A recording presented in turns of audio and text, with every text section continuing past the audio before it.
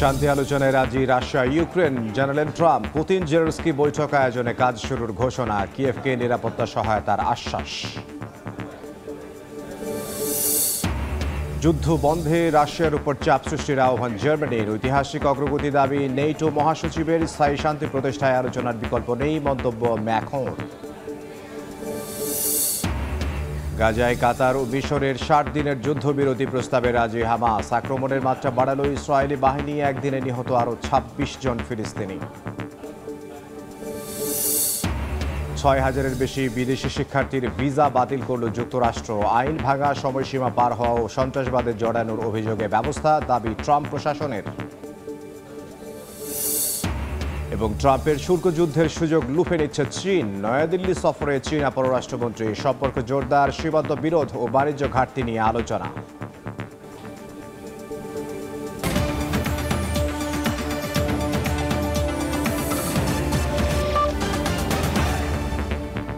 আন্তর্জাতিক সময়ের সঙ্গে আছি আমি ইমদাদুল হক। শান্তি আলোচনায় সম্মত হয়েছে রাশিয়া ও ইউক্রেন। সোমবার হোয়াইট হাউসে জেলেনস্কি ও ইউরোপীয় নেতাদের সঙ্গে বৈঠক শেষে একথা জানান মার্কিন প্রেসিডেন্ট ডোনাল্ড ট্রাম্প। বৈঠকের মাঝে রুশ প্রেসিডেন্ট পুতিনের সঙ্গে ফোন আলাপও করেন ট্রাম্প। সমঝোতায় পৌঁছাতে পুতিন ও জেলেনস্কির মধ্যে শিগগিরই বৈঠক আয়োজনের উদ্যোগ নিচ্ছেন বলেও জানান মার্কিন প্রেসিডেন্ট। রুশ প্রেসিডেন্টের সঙ্গে বৈঠকে আগ্রহ প্রকাশ করেছেন জেলেনস্কিও। যুক্তরাষ্ট্র থেকে সে খবর জানাচ্ছেন হাসানুজ্জামান সাকি।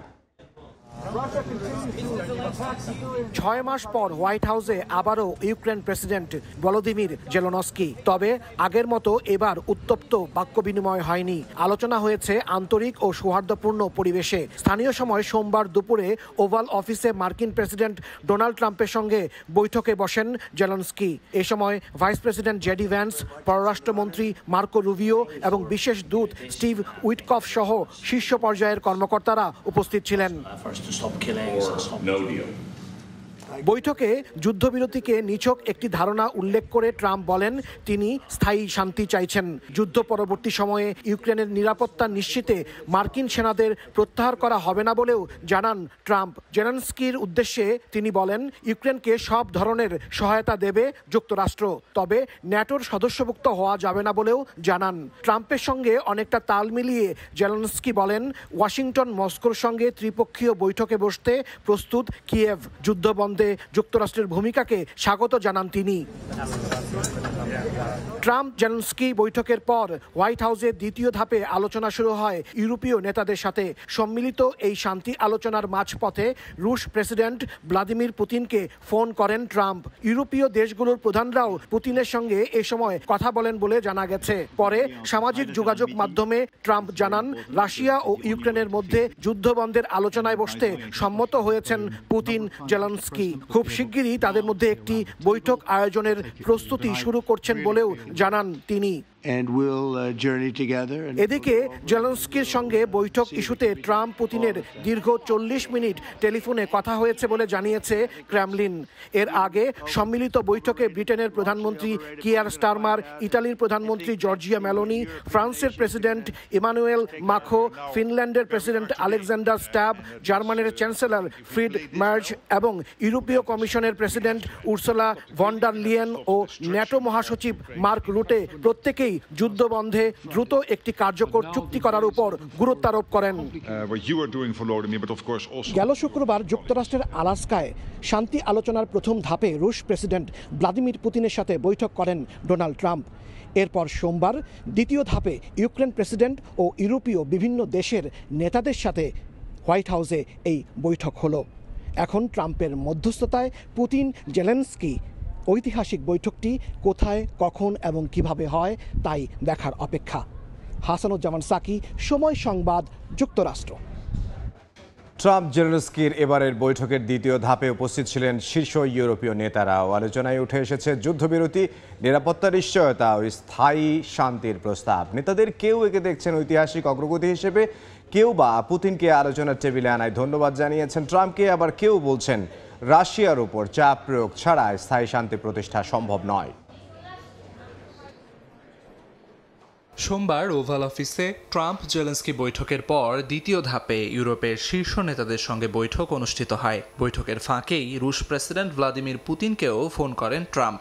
এ সময় উপস্থিত ছিলেন জার্মান চ্যান্সেলর ফ্রেডরিক মার্শ, ফরাসি প্রেসিডেন্ট ইমানুয়েল ম্যাখো, ব্রিটিশ প্রধানমন্ত্রী কিয়ার স্টারমার সহ ইউরোপীয় শীর্ষ 7 নেতা। শুরুতেই ট্রাম্পের সঙ্গে সোমবারের এই বৈঠককেই এখন পর্যন্ত সেরা বলে আখ্যা দেন জেলেন্সকি। জানান, নিরাপত্তা নিশ্চয়তা নিশ্চিত করাই ছিল এই বৈঠকের মূল লক্ষ্য। বৈঠক নিয়ে নিজেদের মতামত তুলে ধরেন ইউরোপীয় নেতারা। রাশিয়ার ওপর চাপ সৃষ্টি না করলে যুদ্ধ বন্ধে কোনো অগ্রগতি সম্ভব না উল্লেখ করে স্থায়ী শান্তি প্রতিষ্ঠার আহ্বান জানান জার্মান চ্যান্সেলর ফ্রেডরিক মার্শ। আর ফরাসি প্রেসিডেন্ট ইমানুয়েল ম্যাখো বলেন, টেকসই শান্তির একমাত্র উপায় ত্রিপক্ষীয় বৈঠক। তবে ইউক্রেনের নিরাপত্তা নিশ্চয়তা যেহেতু পুরো ইউরোপের নিরাপত্তার প্রশ্ন, তাই পরে একটি চতুর্পক্ষীয় বৈঠকও প্রয়োজন হতে পারে বলে মন্তব্য করেন তিনি। অন্যদিকে এই বৈঠক ইউক্রেন ও ইউরোপের নিরাপত্তায় ঐতিহাসিক অগ্রগতি বয়ে আনতে পারে বলে মনে করেন ব্রিটিশ প্রধানমন্ত্রী কিয়ার স্টারমার। সেই সঙ্গে ট্রাম্পের প্রস্তাবিত আর্টিকেল 5 এর সঙ্গে কোয়ালিশন অফ দ্য উইলিং এর উদ্যোগের বিষয়টিও তুলে আনেন স্টারমার। এদিকে ট্রাম্প ইউক্রেনকে নিরাপত্তা নিশ্চয়তা দেওয়ার যে ইঙ্গিত দিয়েছেন সেটি যুদ্ধবন্ধের পথে বড় এক অগ্রগতি বলে মন্তব্য করেছেন ন্যাটো মহাসচিব মার্ক রুটে। বলেন, ট্রাম্পের উদ্যোগই পুতিনকে আলোচনার টেবিলে আনার পথ খুলে দিয়েছে। একে ব্রেক থ্রু আখ্যা দিয়ে ধ্বংসযজ্ঞ বন্ধ করে স্থায়ী শান্তি প্রতিষ্ঠার আহ্বান জানান রুটে। ন্যায়সঙ্গত ও স্থায়ী শান্তির জন্য সবাই একসঙ্গে কাজ করছে বলে জানান ইউরোপীয় কমিশনের president Ursula von der Leyen. প্রতিটি শিশুকে তার পরিবারের কাছে ফেরানোর পাশাপাশি যুদ্ধ বন্ধে জরুরি পদক্ষেপ নেয়ার ওপরও জোর দেন তিনি। আমিরুল ইসলাম আলিফ, সময় সংবাদ। এদিকে মধ্যস্থতাকারী দেশ হিসেবে কাতার ও মিশরের প্রস্তাবে 60 দিনের যুদ্ধবিরতিতে রাজি হামাস। এরই মধ্যে গাজায় আক্রমণের মাত্রা বাড়িয়েছে দখলদার ইসরায়েল। এতে একদিনে নিহত হয়েছেন 26 জন ফিলিস্তিনি। জাতিসংঘ ও মানবাধিকার সংস্থাগুলো জরুরি মানবিক সহায়তা পৌঁছানোর আহ্বান জানিয়েছে। ধ্বংসস্তূপে পরিণত হওয়া উপত্যকাটিতে প্রতিনিয়ত খাদ্য না পেয়ে প্রাণ হারাচ্ছেন বহু ফিলিস্তিনি। তার উপর প্রতিদিনই নির্বিচারে হামলা চালিয়ে যাচ্ছে দখলদার ইসরায়েলি বাহিনী। শুধু আবাসস্থল কিংবা বাজারঘাটেই নয়, হামলা চালানো হচ্ছে খাদ্য সহায়তা নিতে যাওয়া ক্ষুধার্তদের উপরও। পাল্টা হামাস ও ইসলামী জিহাদ বাহিনী আলাদাভাবে ইসরায়েলি সেনাদের লক্ষ্য করে হামলা চালিয়েছে। এই হামলায় ইসরায়েলি সেনারা হতাহত হলে তাদেরকে সরাতে বাধ্য হয় বলে দাবি ফিলিস্তিনের স্বাধীনতাকামী সংগঠনটির। এরই মধ্যে মধ্যস্থতাকারী দেশ হিসেবে কাতার ও মিশরের প্রস্তাবিত যুদ্ধবিরতির অনুমোদন দিয়েছে হামাস। প্রস্তাবিত চুক্তি অনুযায়ী 60 দিনের যুদ্ধবিরতি থাকবে এবং অর্ধেক ইসরায়েলি জিম্মি মুক্তি পাবে। পাশাপাশি মানবিক সহায়তা প্রবেশের পথও খোলা থাকবে। এদিকে ফিলিস্তিনের প্রেসিডেন্ট মাহমুদ আব্বাস একটি অন্তর্বর্তী সংবিধান প্রণয়নের কমিটি গঠন করেছেন। এটি ভবিষ্যতের ফিলিস্তিন রাষ্ট্র পরিচালনার প্রস্তুতি হিসেবে কাজ করবে। একে সাধারণ নির্বাচনের ও জাতিসংঘের সাধারণ পরিষদের সম্মেলনের প্রস্তুতি হিসেবেও ধরা হচ্ছে। অন্যদিকে জাতিসংঘ জানিয়েছে, গাজায় খাদ্য ও চিকিৎসা সামগ্রী পৌঁছানো কঠিন হয়ে পড়েছে। বিশ্ব খাদ্য সংস্থা সতর্ক করে বলেছে, গাজায় 5 বছরের কম বয়সী 3,20,000 শিশু মারাত্মক পুষ্টিহীনতার ঝুঁকিতে। নাদিম মারজান, সময় সংবাদ। আন্তর্জাতিক সময় আরও থাকছে। কুয়েত ঢাকা রুটে বিমান বাংলাদেশ এয়ারলাইন্সের টিকিটের চড়া মূল্য অভিযোগ, প্রবাসীদের বেসরকারির তুলনায় নেই বাড়তি সুবিধাও, আলোচনার আশ্বাস সংশ্লিষ্টদের। 6,000-এর বেশি বিদেশি শিক্ষার্থীর ভিসা বাতিল করেছে যুক্তরাষ্ট্র। আইন ভঙ্গ, সময়সীমা পার হওয়ার পরও থেকে যাওয়া, এমনকি সন্ত্রাসবাদে সম্পৃক্ততার মতো গুরুতর অপরাধের অভিযোগ তুলেছে মার্কিন প্রশাসন। অভিবাসন কড়াকড়ির অংশ হিসেবে এই পদক্ষেপ নিয়েছে ট্রাম্প প্রশাসন। যুক্তরাষ্ট্র থেকে হাসানুজ্জামান সাকির আরও একটি রিপোর্ট। মার্কিন প্রেসিডেন্ট ডোনাল্ড ট্রাম্প নির্বাচনে জয়ী হওয়ার পর থেকেই অভিবাসী বিতরণে একের পর এক পদক্ষেপ নিয়ে যাচ্ছেন তিনি। ধরপাকড়ে ফেরত পাঠানো হয়েছে বিভিন্ন দেশের অবৈধ অভিবাসীদের। এবার 6,000-এর বেশি বিদেশি শিক্ষার্থীর ভিসা বাতিল করেছে যুক্তরাষ্ট্র।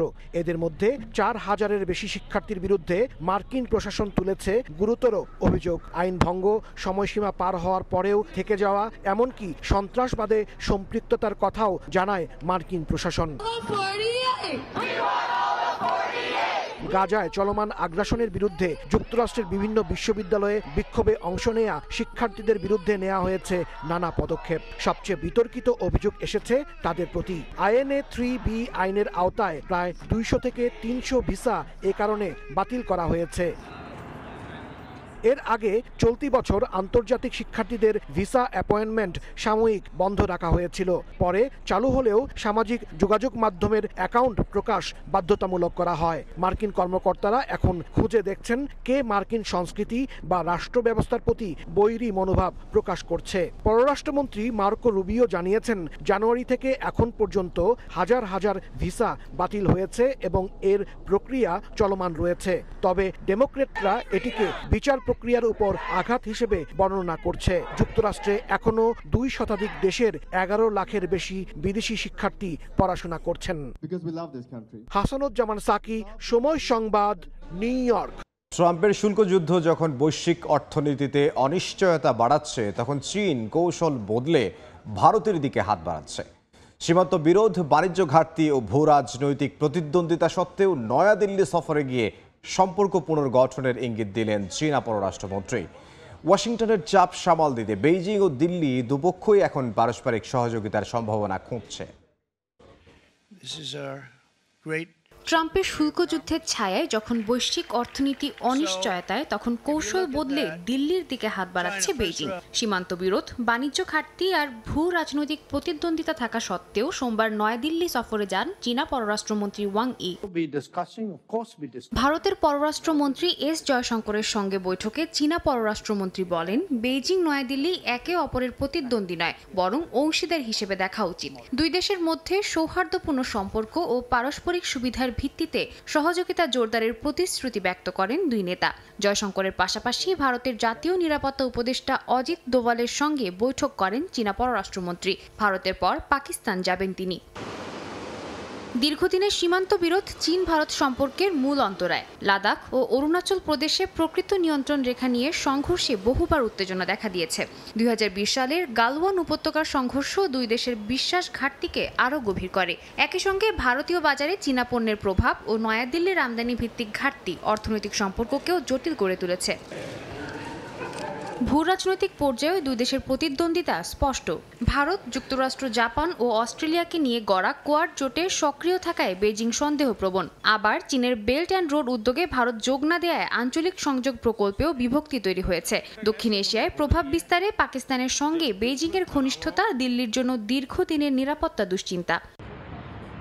তবে সাম্প্রতিক বৈঠকে সহযোগিতার ইঙ্গিত মিলছে। উভয় দেশ সীমান্ত এলাকায় উত্তেজনা কমাতে যৌথ সমন্বয় মেকানিজম গঠনের আলোচনা করেছে। দ্বিপাক্ষিক বাণিজ্যে স্থানীয় মুদ্রা ব্যবহার ও প্রযুক্তি খাতে সহযোগিতার সম্ভাবনা নিয়েও প্রস্তাব উঠেছে। কৃষি, অবকাঠামো ও জ্বালানি প্রকল্পে পারস্পরিক বিনিয়োগের পথ খুলতে চায় বেইজিং। বিশ্লেষকরা বলছেন, যুক্তরাষ্ট্রের শুল্ক যুদ্ধ চীনের জন্য নতুন বাজার খোঁজার চাপ তৈরি করেছে। অন্যদিকে ভারত ও ওয়াশিংটনের অতি নির্ভরশীলতা কমিয়ে অর্থনৈতিক বিকল্প চায়।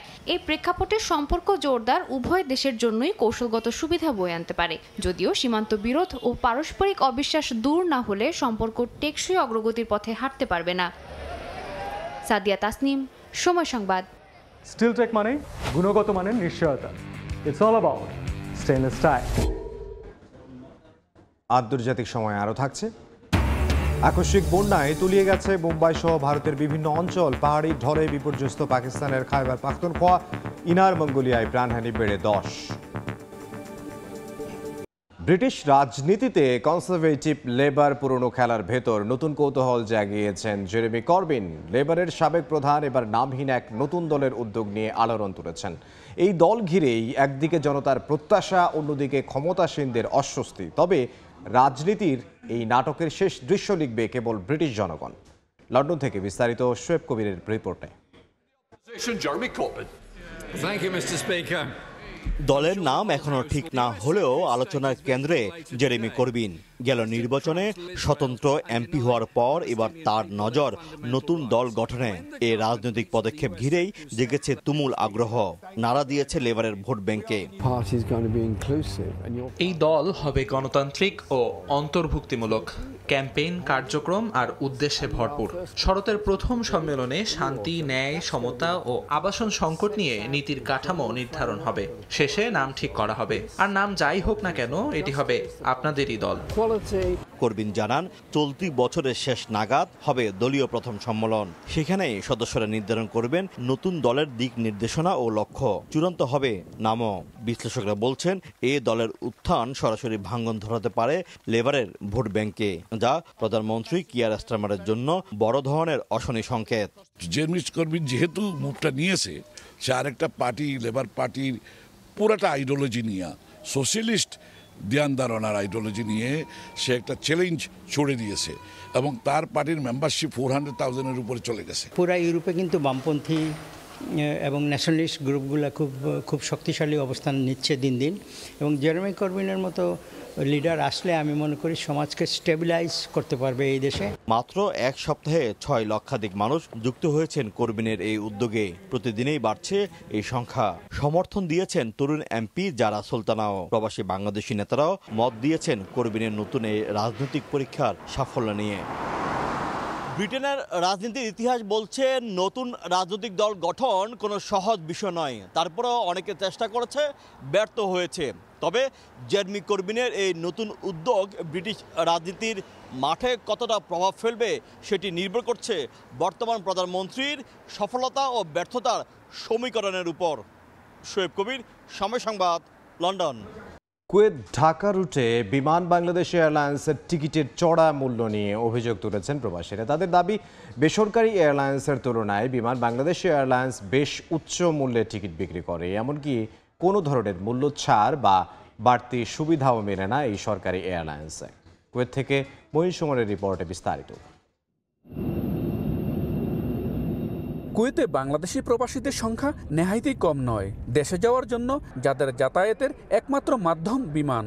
বর্তমানে কুয়েত থেকে বাংলাদেশে সরাসরি ফ্লাইট পরিচালনা করে বিমান বাংলাদেশ এয়ারলাইন্স, কুয়েত এয়ারওয়েজ এবং জাজিরা এয়ারওয়েজ। প্রবাসীদের কষ্ট লাঘবে প্রায় মূল্য ছাড়ের পাশাপাশি বিভিন্ন বাড়তি সুবিধা দিয়ে থাকে বেসরকারি এয়ারলাইন্সগুলো। তবে দীর্ঘদিন এমন কোনো সুবিধার দেখা মেলে না সরকারি এয়ারলাইন্সে।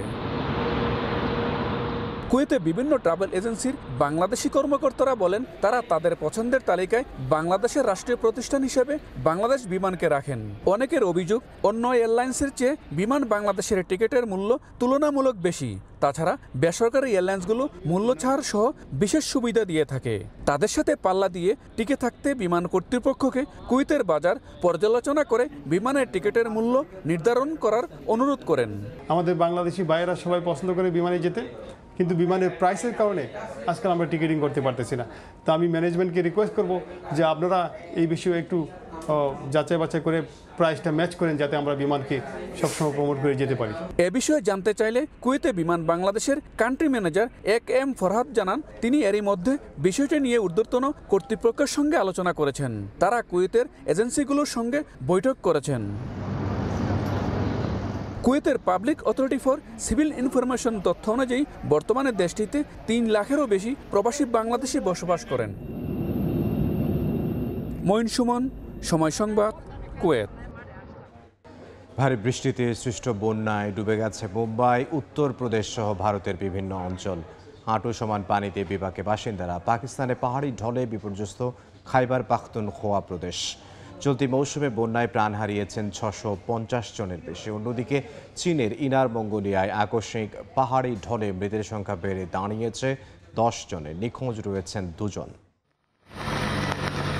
ভারতের মুম্বাই ও উত্তরপ্রদেশে ভারী বৃষ্টিতে সড়ক ও আবাসিক এলাকায় হাঁটু সমান পানি জমে গেছে। গাড়ি থেকে শুরু করে রিকশা পর্যন্ত আটকে পড়েছে পানিতে। স্থানীয়রা বলছেন, ঘরে পানি ঢুকে গেছে। শিশুদের অন্যের বাড়িতে আশ্রয় নিতে হয়েছে। উদ্ধারকর্মীরা নৌকায় আটকে পড়া মানুষদের সরিয়ে নিচ্ছেন। মহারাষ্ট্রের মুখ্যমন্ত্রী দেবেন্দ্র ফড়নবিস জানান, রাজ্যের অর্ধেক জেলায় আগামী 3 দিন লাল ও কমলা সতর্কতা জারি থাকবে। বিশেষজ্ঞরা বলছেন, মুম্বাইয়ের পুরনো ড্রেনেজ ব্যবস্থা অতি বৃষ্টিতে ভেঙে পড়ছে। পাকিস্তানের উত্তর পশ্চিমাঞ্চলীয় খাইবার পাখতুনখোয়ার বনের জেলায় পাহাড়ি ঢলে নারী ও শিশুসহ শত শত মানুষ প্রাণ হারিয়েছেন। এর মধ্যে শুধু বনেরই 2 শতাধিক প্রাণহানি ঘটেছে। ঘরবাড়ি ভেঙে গেছে, পাথর দিয়ে রাস্তা ভরে গেছে, অসহায় মানুষ দাঁড়িয়ে আছে ধ্বংসস্তূপে। সরকারি কর্মকর্তারা বলছেন বিরল পাহাড়ি ঢলের কারণে ঘন্টায় 150 মিলিমিটার বৃষ্টি হয়েছে, যা পুরো গ্রাম গিলে ফেলেছে। এদিকে চীনের ইনার মঙ্গোলিয়ায় পাহাড়ি ঢলে হতাহত ও নিখোঁজের খবর পাওয়া গেছে। উরাট এলাকায় নদীর পানির তোরে ভেসে গেছেন ক্যাম্পিং করতে আসা বহু মানুষ। শতাধিক উদ্ধারকর্মী রাতভর অভিযান চালিয়ে কয়েকজনকে উদ্ধার করেছেন। স্থানীয় আবহাওয়া বিভাগ বলছে আগামী দিনগুলোতে বজ্রঝড় সহ আরও বৃষ্টি নামতে পারে। বিশেষজ্ঞরা বলছেন জলবায়ু পরিবর্তনের প্রভাবে এসব অঞ্চলে বৃষ্টিপাতের ধরন বদলে যাচ্ছে। যেখানে স্বাভাবিক বৃষ্টি হওয়ার কথা ছিল মাস জুড়ে, সেখানে কয়েক ঘন্টার মধ্যে নেমে আসছে কয়েক মাসের সমপরিমাণ বর্ষণ। নাদিম মারজান, সময় সংবাদ। ইউরোপে ভয়াবহ রূপ নিয়েছে দাবানল। সবচেয়ে বেশি ক্ষতিগ্রস্ত স্পেন ও পর্তুগাল। তীব্র তাপপ্রবাহের কারণে দ্রুত পড়ছে বনভূমি, পুরো ছাই হাজারো হেক্টর জমি। পর্তুগালে 2 জনের প্রাণহানির খবর পাওয়া গেছে। আগুন নিয়ন্ত্রণে প্রাণপণ চেষ্টা চালাচ্ছে দমকল বাহিনী। স্পেনের উত্তর পশ্চিমের আউরেন্স প্রদেশের গোন্ডুল ফেসে মঙ্গলবার রাতভর ভয়াবহ দাবানল নিয়ন্ত্রণের চেষ্টা চালায় সেনাবাহিনী ও দমকল কর্মীরা। তীব্র তাপপ্রবাহের কারণে বনভূমিতে আগুন দ্রুত ছড়িয়ে পড়েছে। এরই মধ্যে বহু হেক্টর বনভূমি পুড়ে ছাই হয়ে গেছে। স্থানীয় প্রশাসন এবং উদ্ধার কর্মীরা ক্ষতিগ্রস্ত এলাকায় তল্লাশি চালাচ্ছেন। মানুষ ও পশু পাখিকে নিরাপদে সরানোয় কাজ করছেন। লারুকো ও প্রাডোয়ালবারের কাছাকাছি অন্তত 2টি এলাকা আগুনে পুড়ছে। ঘন ধোঁয়ার কুণ্ডলিতে ঢেকে গেছে আকাশ। এতে আতঙ্কিত স্থানীয়রা। বহু পরিবার নিজ বাড়ি ছাড়তে বাধ্য হয়েছেন। ইউরোপিয়ান ফরেস্ট ফায়ার ইনফরমেশন সিস্টেমের তথ্য অনুযায়ী চলতি বছর এখন পর্যন্ত শুধু স্পেনে 3.5 লাখের বেশি হেক্টর বনভূমি পুড়ে গেছে। 2006 সালের পর এটি সর্বোচ্চ ক্ষয়ক্ষতি। বিশেষজ্ঞরা বলছেন দাবানলের তীব্রতা এবং দ্রুত ছড়িয়ে পড়ায় বাড়ছে ক্ষয়ক্ষতির পরিমাণ। এদিকে পর্তুগালে পাম্পিল হোসাদা সেরার পাহাড়ি অঞ্চলে সোমবার ধোঁয়ার বিশাল মেঘ দেখা যায়। চলতি বছর দেশটিতে এখন পর্যন্ত 2 লাখের বেশি হেক্টর বনভূমি পুড়ে গেছে। 2 জনের নিহতের খবরও পাওয়া গেছে। বিশেষজ্ঞরা বলছেন দীর্ঘস্থায়ী খরা, তীব্র তাপপ্রবাহ এবং জলবায়ু পরিবর্তনের কারণে ইউরোপে দাবানল ক্রমেই ভয়াবহ রূপ নিচ্ছে। এ ধরনের পরিস্থিতি আগামী বছরেও পুনরাবৃত্তির সম্ভাবনা রয়েছে। তাই বনভূমি সংরক্ষণ, জরুরি সেচ ব্যবস্থা এবং দ্রুত কার্যকর ব্যবস্থা নেওয়ার মাধ্যমে ক্ষতি কমানোর চেষ্টা চলছে। রাইসা জান্নাত, সময় সংবাদ। ইন্দোনেশিয়ার জাভা দ্বীপে তেলের খনিতে আগুনের ঘটনায় 3 জন নিহত হয়েছেন। এই ঘটনায় দগ্ধ হয়েছেন বেশ কয়েকজন। দেশটির ব্লোরা অঞ্চলের একটি গ্রামে হঠাৎ অবৈধ তেলের খনিতে বিস্ফোরণের ঘটনা ঘটে। মুহূর্তেই আগুন ছড়িয়ে পড়ে কূপের চারপাশে। আতঙ্কে নিরাপদ স্থানে পালিয়ে যান স্থানীয়রা। এ ঘটনায় একটি বাড়ি সম্পূর্ণভাবে ক্ষতিগ্রস্ত হয়েছে। কঙ্গোর পূর্বাঞ্চলে ISIL সমর্থিত বিদ্রোহীদের হামলায় 52 জন নিহত হয়েছেন। স্থানীয়রা জানান হামলাকারীরা গ্রামবাসীকে এক জায়গায় জড়ো করে দড়ি দিয়ে বেঁধে তাদের মাচিস ও কোড়াল দিয়ে হত্যা করে। মনস্কো জানিয়েছে অ্যালায়েড ডেমোক্রেটিক ফোর্সেস উত্তর কিভু প্রদেশের বেনি ও লুবেরো এলাকায় হামলা চালিয়েছে।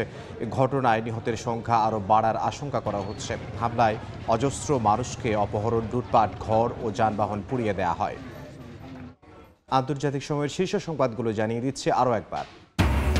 শান্তি আলোচনায় রাজি Russia Ukraine. Donald Trump Putin Zelensky বৈঠক আয়োজনে কাজ শুরুর ঘোষণা। কিয়েভকে নিরাপত্তা সহায়তার আশ্বাস।